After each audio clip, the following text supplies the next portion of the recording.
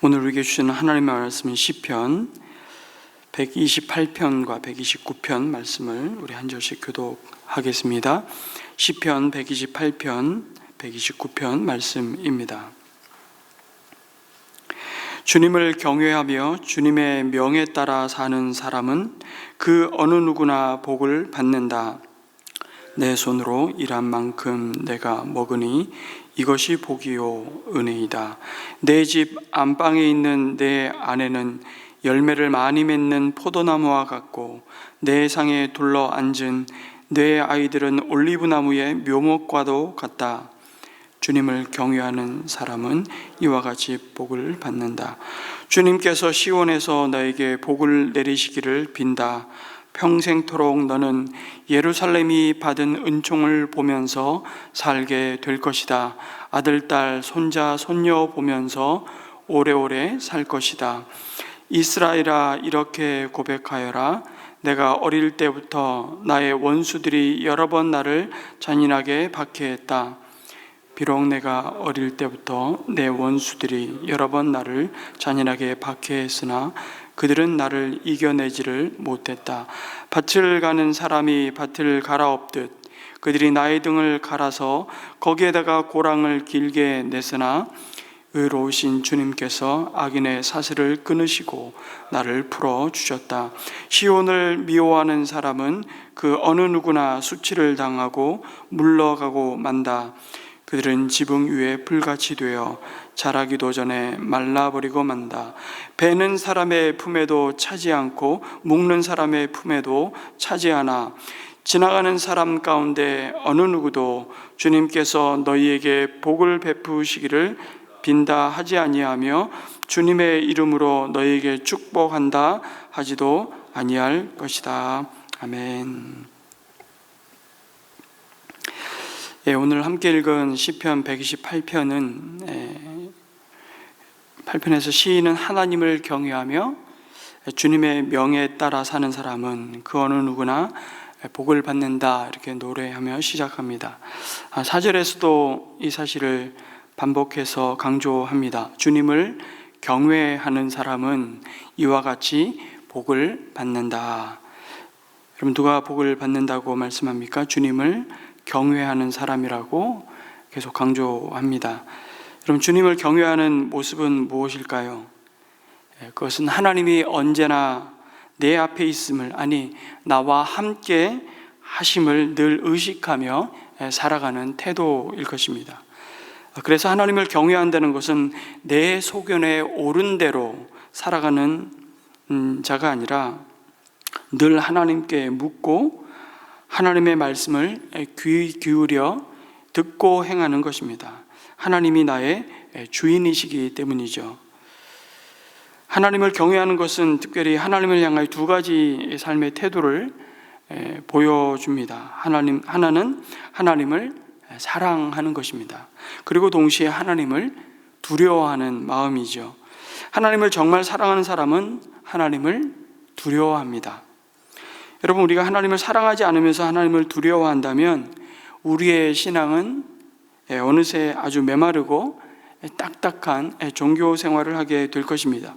하나님의 말씀을 따르는 것이 의무적인 행위로만 남는다면 우리에게 하나님이 주시는 참된 기쁨과 감사를 잃어버리고 오히려 외식과 교만에 빠지기 쉽습니다. 나는 이렇게 말씀을 지키는데 당신은 왜 그렇게 하느냐고 정죄하기 바쁩니다. 물론 그 순종도 오래가지 못할 것입니다. 그런가 하면 하나님을 두려워하는 마음이 없이 하나님을 사랑한다고 하면 그 신앙은 곧 무례해지고 방종 가운데 빠지고 말 것입니다. 하나님이 기뻐하시지 않는 악인의 꾀를 따르며 죄인의 길에 서며 오만한 자의 자리에 앉아 있으면서도 나는 하나님의 사랑을 받는 자녀라고 착각합니다. 그게 선민의식에 똘똘 뭉쳤던 이스라엘, 구약의 이스라엘 백성들의 모습이죠. 죄에 오히려 무감각해집니다. 그 죄를 애통해하며 그 죄로부터 돌이키지 않습니다. 하나님을 무시합니다. 그리고 두 마음을 품죠. 하나님도 사랑하고 세상도 사랑하고. 여러분, 하나님을 경외하는 삶은 하나님을 사랑하기에 하나님 앞에서 두려워합니다. 하나님을 두려워하지만 하나님이 나의 아버지이심을 알기에 사랑합니다. 그에게 하나님은 복이 있다고 말씀하십니다. 어떤 복이죠?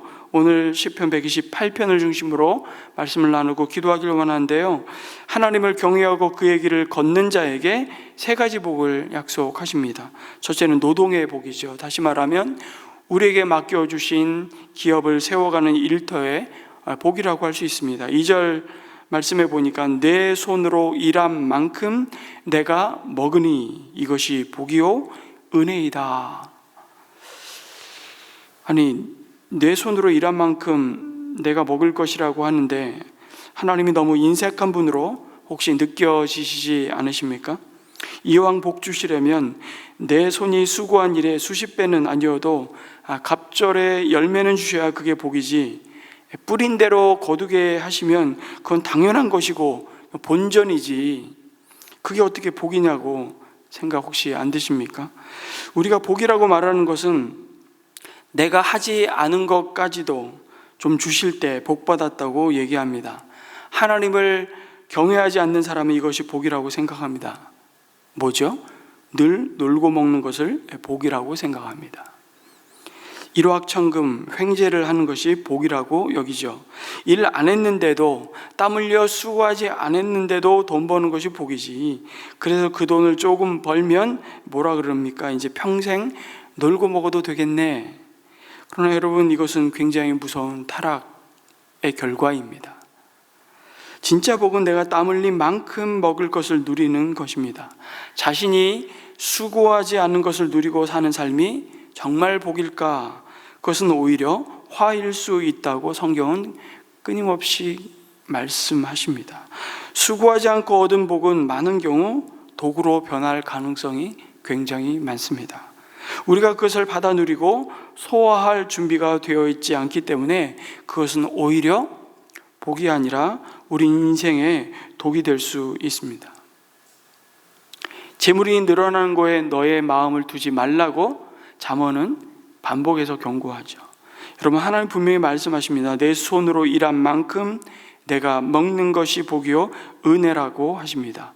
여기 은혜라는 말은 번역을 이렇게 해서 그렇지 여러분 너무 잘 아는 단어입니다.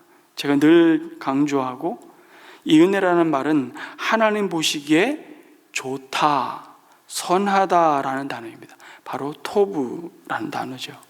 여러분, 다시 생각해 봅시다. 그리고 다시 한번 확인해 봅니다. 땀 흘려 수고한 대로 소출을 얻게 하신 것은 정상이고 당연한 일입니까? 아니면 은혜입니까? 그것은 은혜입니다. 그럼에도 때때로 우리가 수고한 대로 거두지 못하는 헛수고를 경험하고 겪기도 합니다. 그 이유야 여러 가지가 있을 겁니다. 그러면 그것은 비정상입니까? 정상입니까? 굳이 이렇게 구분하기가 쉽지 않다고 말할지 모르지만 그것은 정상입니다. 왜 그렇습니까? 그것이 열매 맺게 하시고 소출의 복을 주시는 분이 하나님이심을 인정하지 않고 자신의 힘과 능력이라고 믿는 세상과 땅이 뭐를 내기 때문에 그렇습니까? 끊임없이 만들어내는 가시와 엉겅퀴 때문이죠. 그나마 맺은 소출도 자기가 가진 자가 더 가지려는 탐욕이 지배하고 있기 때문입니다. 그 결과로 우리는 우리 손으로 일한 만큼 우리의 먹을 것을 사실은 얻지 못합니다. 그것이 죄로 말미암아 타락하고 하나님을 등진 인생의 현주소입니다. 그러나 여러분, 낙심하지 마십시오. 염려하지 마십시오. 아무리 많이 가져도 먹이시는 분은 하나님이시기 때문입니다.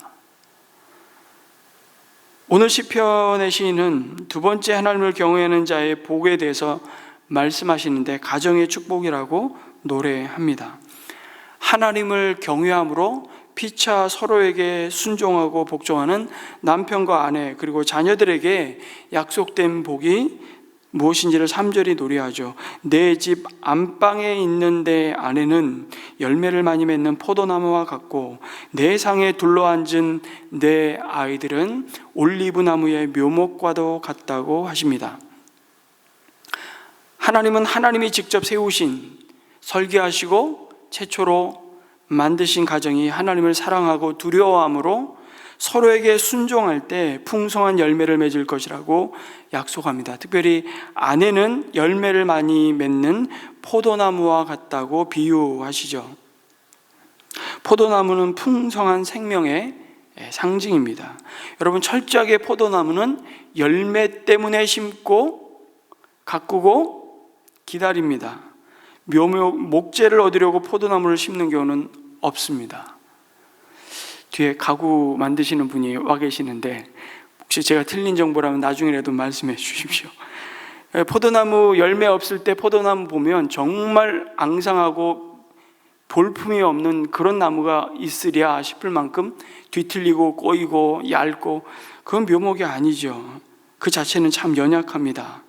포도나무 줄기도 그렇지만 꽃도 정말 볼품 없다고 말할 수 있습니다. 열매죠. 하나님의 백성이 주님의 은혜 아래 사는 자들임을 보여주는 대표적인 나무가 포도나무입니다. 그래서 포도나무 아래에 있다라는 이거는 사실 이스라엘 백성들의 관용적인 표현입니다. 지금 주님의 백성이 매우 기쁘고 만족하며 행복하다는 의미로 난 포도나무 아래에 있다라는 관용어로 썼습니다. 그래서 이스라엘 백성들이 하나님과의 관계가 좋을 때 항상 뭐라고 말하는가? 우리는 그때 포도나무 아래에 있었다 말하는 겁니다.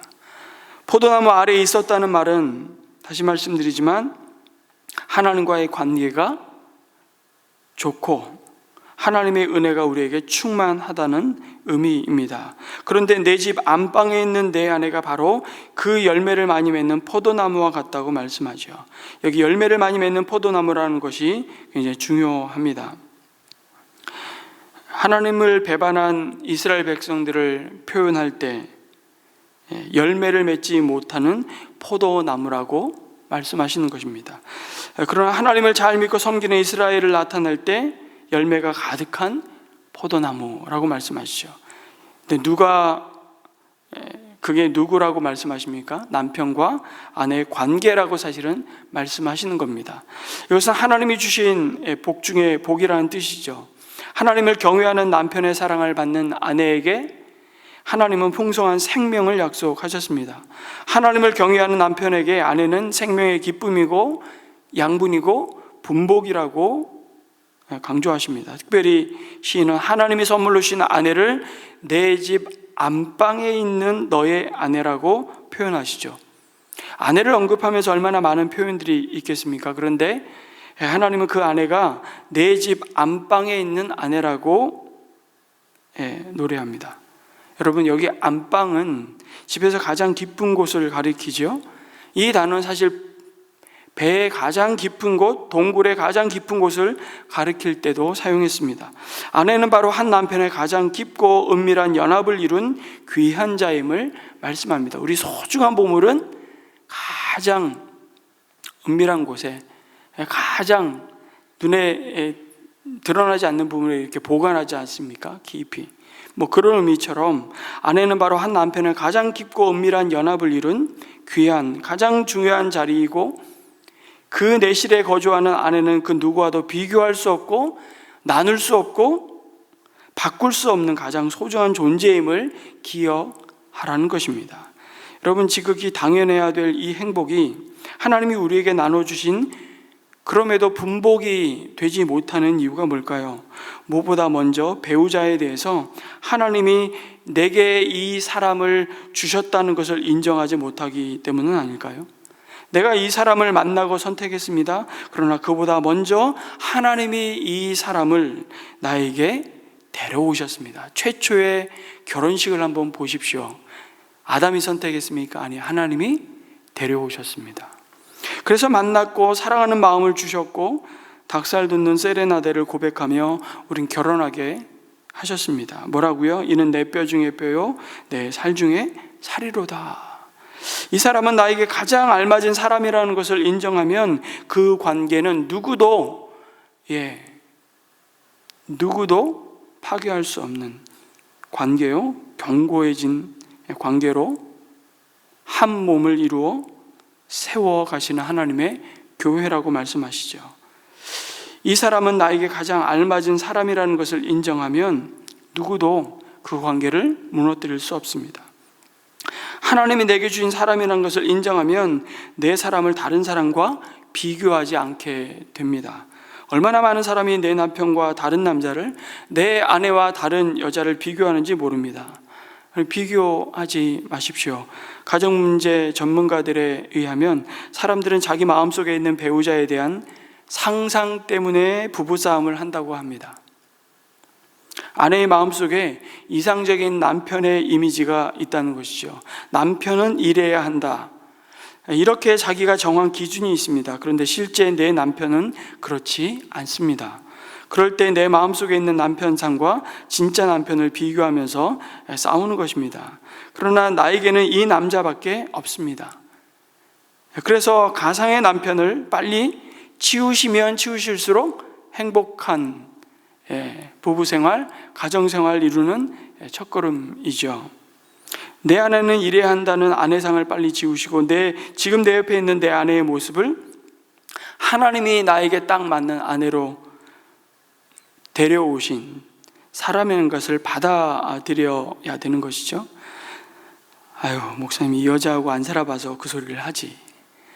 마음속으로 그렇게 말하시는 분들 빨리 돌이키시기 바랍니다. 어떤 부부들은 하나님이 왜 나를 이 사람과 만나게 했나? 우리는 너무 잘 안 맞는데 왜 나에게 이런 십자가를 주시나? 이렇게 생각합니다. 그리고 고통스럽게 참지요. 그러나 여러분의 고통을 주님이 주신 십자가라고 생각하면 안 됩니다. 주님은 우리의 행복을 위해 내 아내와 내 남편을 주시고 가정을 이루게 하셨습니다.